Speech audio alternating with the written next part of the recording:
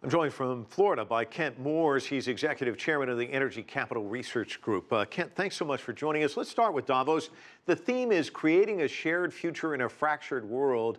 And that seems like a pretty lofty hope right about now, isn't it? Especially given the direction that Donald Trump seems to be embracing of late.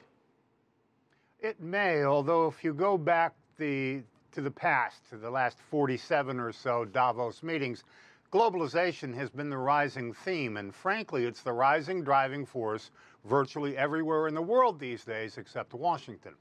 So when President Trump finally arrives in Davos with his essentially American nationalistic rhetoric, it's going to stand in rather interesting contrast to what most of the rest of the world is already believing. In last year at Davos, President Xi Jinping offering a vigorous defense of free trade and underscoring China's desire to play an even greater global role. How do you think that has worked out 1 year later? Unevenly at best, although the commitment to free trade was quite welcome both in Davos last year and in a number of discussions since then. Free trade is very much an approach that requires a great deal of buy-in multilateralism. And I think that structure takes a while to develop. I think we're on a better track, especially with the announcement that Prime Minister Trudeau of Canada just made, for that taking place in a broader spectrum. The United States, unless it's very careful, is going to be edged out of this, and the medium to long-term implications for that, for both American business and for American workers, is not particularly encouraging. Big mistake to step out of TPP, where you see Trudeau saying they're embracing it. Yeah, absolutely. Now, the United States did have some grievances that I think required some conversations, and other members were clearly prepared to enter into those conversations. The current White House never gave them the opportunity. This was a foregone conclusion. It's something that was structured and hatched during the presidential campaign, and there really has been no give and take on that issue since then. Let's talk a little bit more about this America First policy of Trump. Yesterday, he announced new tariffs on Chinese solar panels and South Korean washing machines. Also reportedly looking to levy tariffs on Chinese steel and aluminum products in the coming months.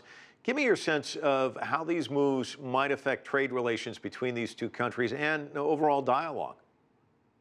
Well, I think it's too early to tell whether we're in the first stages of a trade war. If the United States were to move on the imports of Chinese aluminum and steel, then we're in a whole different category of political disagreement, a bilateral political disagreement here. The difficulty is this: protective tariffs don't work. And we've seen that protective tariffs haven't worked on a consistent basis for quite some time. If we take a look at the solar situation that will be emerging in the United States, the problem in the United States is not maintaining a certain level of national panel production. The situation that is most important in the United States is upstream. What happens with those panels besides what it is I put on the top of my roof? Specifically, how do we harvest additional renewable energy?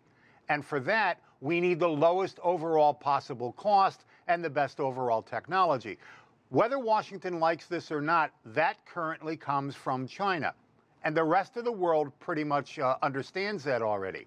The difficulties here are going to be domestic in the United States. We are going to lose jobs. It's going to be more expensive to keep the renewable trend going. And that ultimately is going to create a greater negative impact on the United States energy sector than anything that one might conceive of in terms of the overall price of imported Chinese panels. Kent, thanks so much for your analysis. Really appreciate it. Kent Moores joining us from Fort Lauderdale, Florida.